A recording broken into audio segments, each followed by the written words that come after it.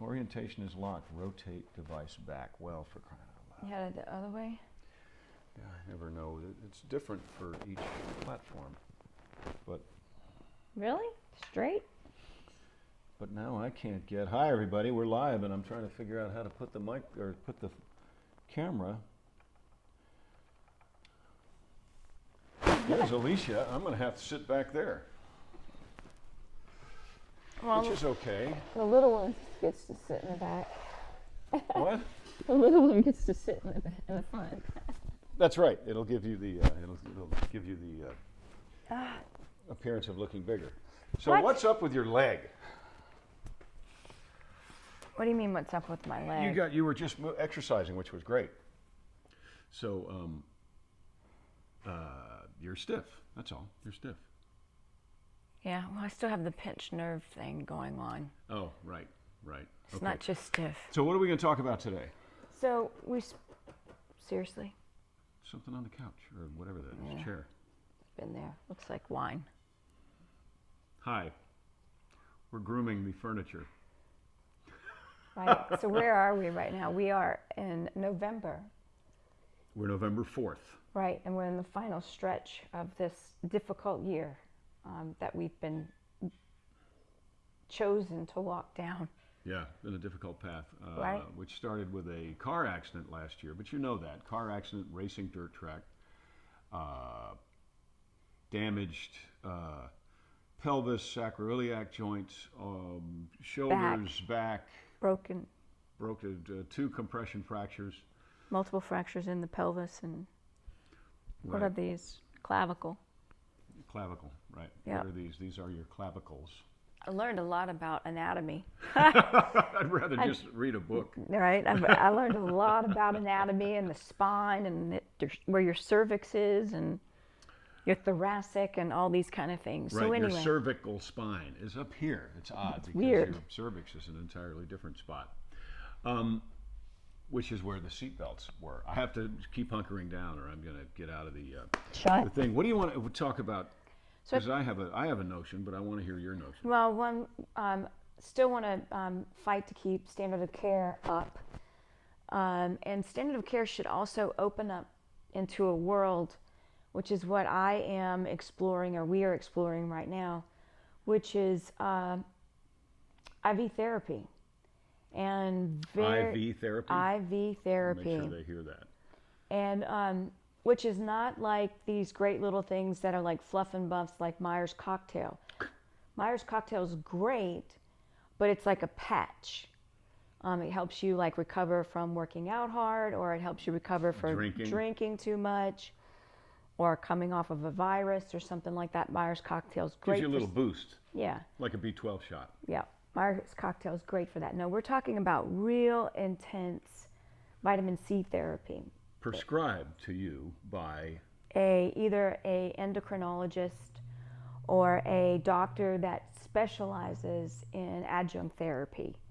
And what I'm learning, this is like, this whole year has been, we thought we had the journey finished when we kicked it to a clear PET scan in 2020. 3 clear PET scans. Yeah. 2021 is when we had all the clears. Yeah. And then we got in the car wreck at the end of 2021. But anyway, I thought I was kind of done. And then God said, nope, you're not. And so this journey has been about broken bones, trauma, lots of inflammation in the body, and how to manage all of that. And what, through my readings, besides doing mushroom therapy, still a big fan of that. Now I'm into doing mushroom gummies, which is kind of great instead of me having to do a tea all the time. So I kind of change things up. I'll do mushroom gummies or I'll do mushroom tea. All of that I think is really critical to help with inflammation. But my big thing right now is vitamin C, intense vitamin C therapy. And I read about it. I've seen an enormous amount of videos with, believe it or not, disease and stage 4 cancer patients. miraculous things about them. So We had a affirmation 2 days ago gosh, about that. yes. Talk about that. That was pretty cool. So, I always talk about these golden nuggets. And sorry if I'm squirmish and my back is still not 100%. But we always talk about golden nuggets. And I always look for golden nuggets on my path. It's kind of like looking for pennies on the ground. And we're sitting at, I get a call from my pain blocker doctor who I loved. And they were concerned about what an MRI. An MRI and with contrast and all of that stuff. So, they wanted blood work done on me, so we turned around, did blood work, and I did not solicit this at all. But this is one of my golden nuggets. So as I am, they're looking at my veins, and I'm like, yeah, I'm a wreck this year because I've had to run so many tests and so much blood and do IV drips and all these crazy things that my veins aren't in as great shape as they should. And a young lady who was the nurse said, well, I can relate to that. My dad does IV therapy, and he was diagnosed with leukemia, and he's been in now remission. I want to say 3 years. I think it's longer than that, but it wasn't IV. He takes it some other way, vitamin C. Right, but it was equivalent to what I'm doing. 50,000 milligrams. Milligrams so of vitamin C. I do 50 milligrams. I do 50 grams of vitamin C therapy on me, and what that does is that it helps your body fight inflammation, and it turns to what it's believed is that it turns to CO2. No, I'm sorry, peroxide in the body, and that the cells can get its oxygen from it. But bad cells, it helps suffocate them because they can't actually get oxygen from peroxide. This is something that we're doing. Right. This is completely like, rolling of the dice. But this is something that I firmly believe in. And there was a gentleman that I found out who was a doctor who ran Charity Hospital in New Orleans in the 1970s. And his daughter, Mignon is her name, Mignon Marie, Mary, I'm not sure if she's married or not, but she basically picked up the baton and picked up where her dad left off, and she has her own place in New Orleans, as there are a couple places around town. There's one in Baton Rouge that you can go and get IV drips. And this doctor, Mary, was in the 1970s kind of like ahead of his time. And at Charity Hospital, he was a firm believer in doing these IV drips. And they had the wherewithal and the knowledge back then that was handed down to them. So it has to come from the early turn of the century stuff, which is the stuff that I've still been reading about, the call-in therapies.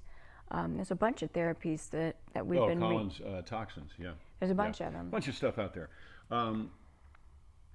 So one of the things that I think we've been through this week, actually I've been talking to the doctors more than you have. Yeah, I've gotten to where I can't. That's why you have to have an advocate too, is that my sponge is full. It is to the point to where I can't take on any more. So when you bring a new doctor into your world, and that's what it is, you're not going into their world, they're coming into your world. What happens is they'll order a test or a battery of tests. They'll get an MRI, they'll get a PET scan, they'll get whatever it is, and they are seeing you for the first time. So they're kind of unaware, even if you speak it to them, they're kind of unaware of your history. And they are, and I'm sure there are physicians and practitioners that are watching this right now, my understanding is that they are basically required to assume and speak the worst. Okay? So Alicia had a test the other day, a blood test, 2 blood tests. They took blood from both arms. And one of them, I think it was a T1 and a T2, forgive me if I don't get the terminology right. Yeah. But seeing one of those tests and not knowing her history and not knowing about what we've been doing with Dr. Bonatti, or not, I mean, knowing it, but not really jumping in and understanding what he's been doing there, The one test was alarming to a brand new person in our world. The second test was great, was great. So I spoke with Dr. Benatti, who is fully aware of everything that's been going on, and Lifeboat guy. Remember, we have the lifeboat people. yeah, lifeboat people. So he said when he first heard that they were concerned and wanted to do more blood work on her from the MRI, he said I know what's happening. He said they looked at the MRI, they saw something that they're unfamiliar with because what Dr. Benatti does is unusual, right? So they saw something they're unfamiliar with and they panicked, as they should. But he said, don't worry about it. I'll bet the blood work will come back and it will be this. And when the blood work came back, it was exactly what he said it would be. One was alarming and the other was fantastic. Okay? So you've got to have a team. Because what he said, and this was very important, he said if their reading of the first test was correct, then the second test would not be what it was. So you can't have a alarming test that is not proven by the second test. The second test should have proven that the first the T1 was alarming. It didn't. The second test proved that everything that should be okay was okay. All right. Although you are anemic. Anemia is a big issue with this because of all the medication you take, and because of it's hard to eat when you hurt, right? Correct. Okay. One of the things, though, I want to say is that what happens is that if you don't have a good team around you, your lifeboat, remember we talked about that, putting people in your lifeboat that are for you, not to work against you. They can question and talk about things, but they work with you. So when this doctor, who's very smart, and we are inviting him into our lifeboat world. Uh-huh. So it's somebody. And he's a lifeboat guy, the one here you're talking about. Yes, Yeah, correct. he's a lifeboat guy. But he was not up to speed with what we've been doing, and it's like it takes time, and then also it takes them to be a witness of what we've been doing, because we're doing experimental stuff. This is not for the faint of heart. This is something that is, we're doing it. When you've been given a death sentence, you're going to try and do everything you can, right, to have a great quality of life and kick this back into remission like it should be. Stay, remember, stay. Right. Bad dog, you stay. But what it does is that if you bounce from one doctor to another without having consistency, so without having the lifeboat, what happens is that it puts you in panic mode, which is what it did to me the other day. Mm-hmm. Because I had just left one facility, drove 45 minutes to get to it, did an MRI, drove all the way back home for 45 minutes. They call back and say, something's wrong. We need you to go and get blood work again. We need blood work right away. We need blood work. And so what it does is puts me in fight or flight mode again. And I have been exhausted and exacerbated. This exacerbates your exhaustion.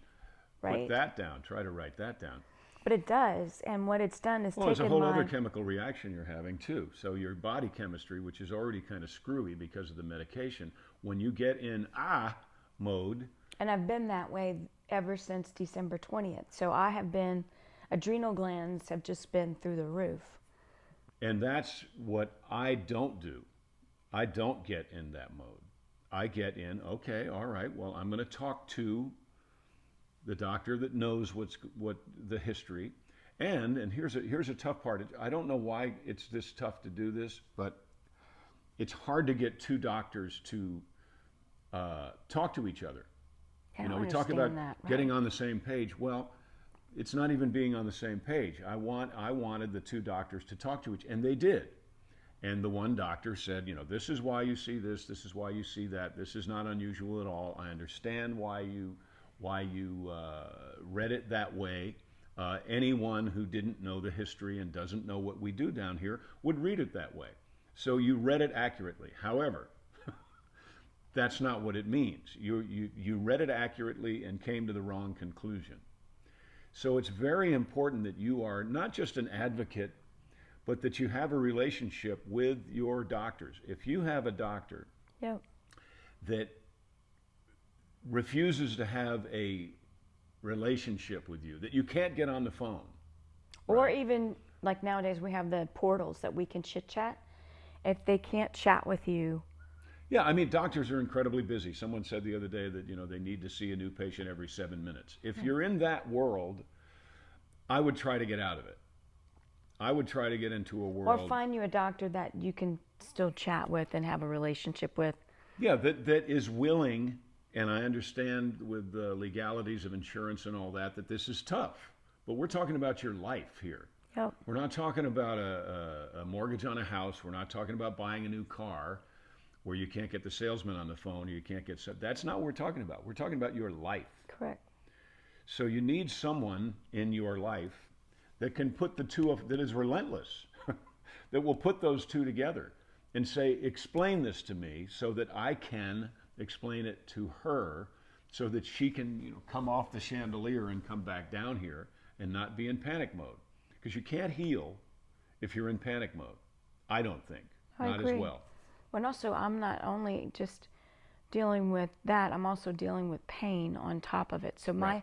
my threshold for anything right now is, it only takes a little bit now to ignite me. Whereas before it would be like, You're on pins come and needles. on, let me take it on. And then it's just reached a point now that I can't take anymore. Right. But that's not the cancer. Correct. That's the pain From the car wreck. from the nerve damage from Yeah. the car wreck. Yeah. And that's an important designation or distinction. You need to know if you had a skiing accident, if you fell down the stairs, if you had a car wreck, or if you had something, your oncologist, because of the way all of that works, is going to tell you that you cut yourself or you hurt yourself because of cancer. They're just going to. So expect that. Expect that. You don't have to believe it, but you should expect that. So that you can then go to your other doctor and say, look, I hit the wall, I fell down the stairs, I did whatever I did. And you can encourage, what am I trying to say? You want someone in your life that takes all of that into account and says, well, of course you broke your back because you hit the wall, right? Anybody would have broken their back if they hit the wall. Anybody would have broken their hip if they fell down that many stairs. Okay? So you've got to be realistic, but you also have to understand that bones break and things happen, and they aren't all related to a diagnosis that you had 3 years, 5, 20 years ago. Right. But they are kind of required to make you feel that way. I disagree with it with every fiber of my being, but I used to say this on Dukes. Everybody was against big corporations and all kinds of things. I understand the corporate mentality. You can't rally against. That's not going to change. It's a corporate mentality. Not bad. It's just what it is. So accept it for what it is. But don't let that run your life. Don't let that run your diagnosis. You must find someone else. They say get a second opinion. Well, get a second expert that is your friend. Endocrinologists, I think, are a great friend of the court.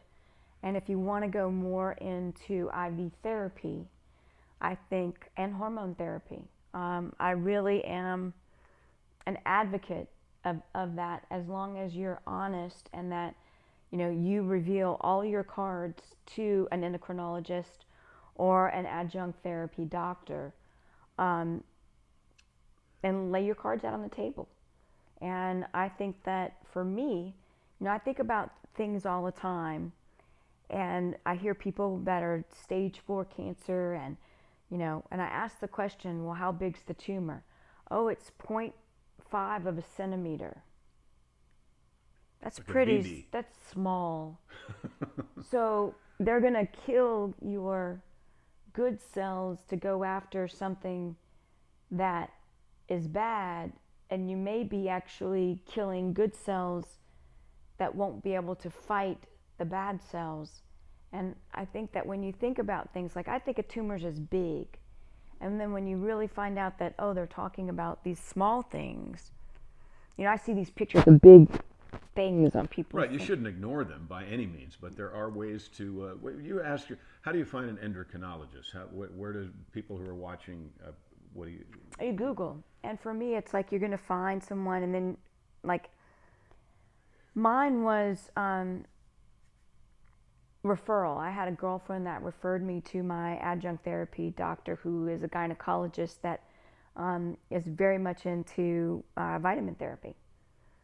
But you can go into any town, any city, and do your Google and look 5 down and start asking and call and interview these people. You know, look for IV therapy. Go sit down and chat with an endocrinologist. Let them tell you why it's important to have them in your life and be on your lifeboat. You should be so protective of the seats that you have in your lifeboat. Oh, I like that. And I wouldn't put just one oncologist in my lifeboat. I would have multiple people like that, along with having multiple friends and family members that are pro you in your lifeboat. But you have to be so selective of why you're putting that person in, and they have to be a person that says, hey, have you seen this new study, blah blah blah, I think that, and then you have these great conversations with the person, and then you find out, oh, maybe I shouldn't do that, maybe I should do that, maybe I should roll the dice on that. And then you come up with a game plan of, okay, I'm going to try this 3 or 4 times, and if I don't feel like something's happening, I'm going to switch. I'm going to move on. I'm going to communicate and say, let's do something else. For me right now, and I can share this with you, I've been in an enormous amount of pain for over a year, almost a year. And December 20th was the final. Right. I hit myself. Remember, I broke it a little bit in October. And like an idiot ignored it. But point being is that I feel that there is a difference in doing the IV intense vitamin C therapy right now. I feel an enormous difference in my being and everything else, and I'm hoping what it's doing is allowing, by not having so much drama, that my body's actually being more peaceful and being able to heal like it's supposed to be healed. And I'm doing it right now 2 times a week. I'm doing intense vitamin C 2 times a week right now. And I've done probably maybe 8? 8 maybe.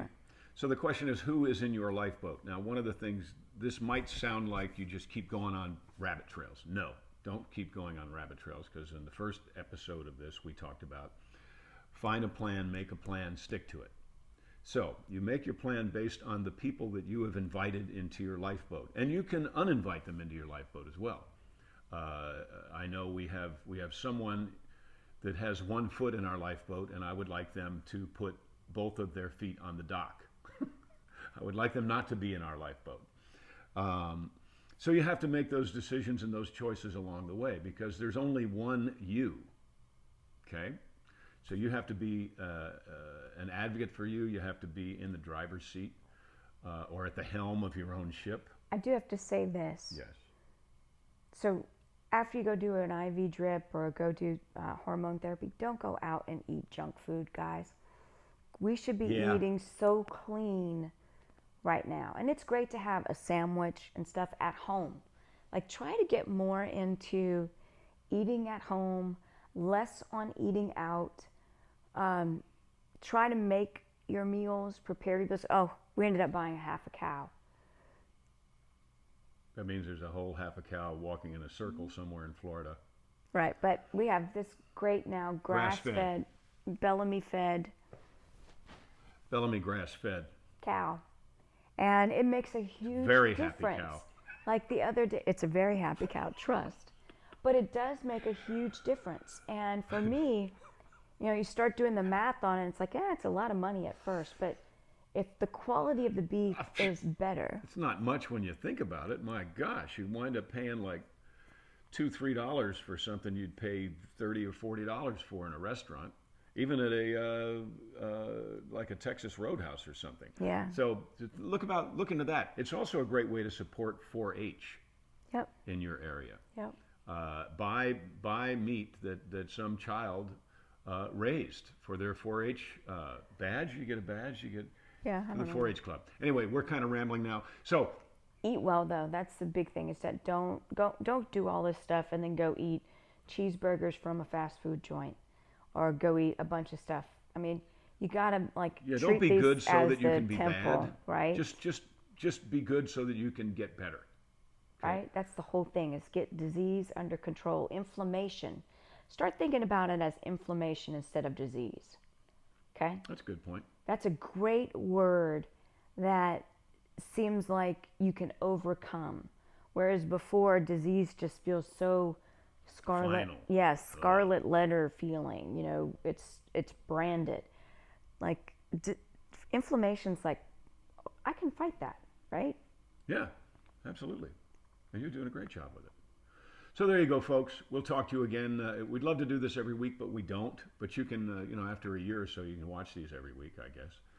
You can binge watch. Oh, wow.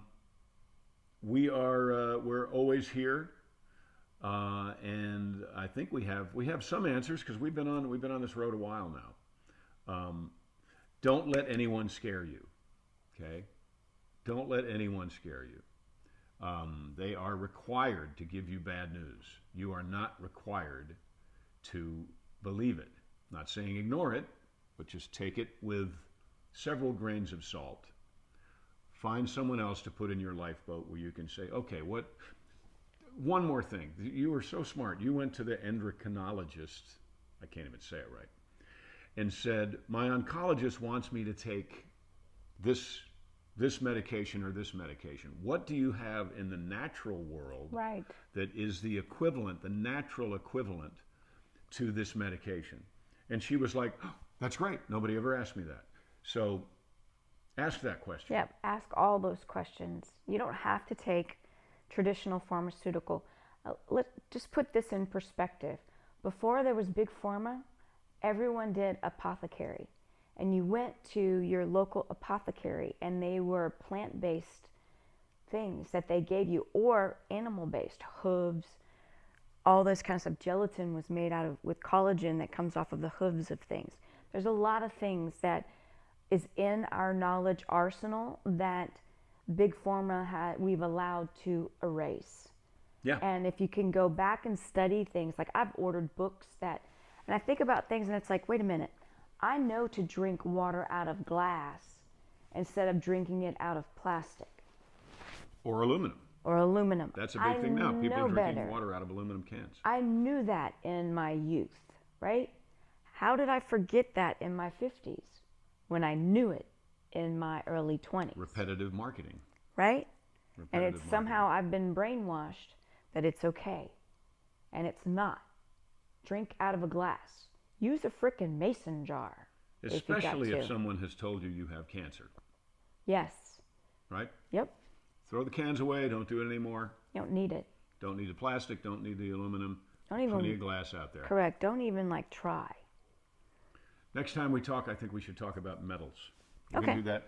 You keep smiling. I'm going to go over there and turn that off. Thank you, everybody. We appreciate it. Hope this has been some help, or some hope, even. I think I was just like halfway there. You're halfway on there. Anyway, where is goodbye? Say goodnight, Lucy. No, goodnight, Gracie. Oh, I was going to go Lucy this time. Lucy. Say goodnight, Gracie. Good night, Gracie.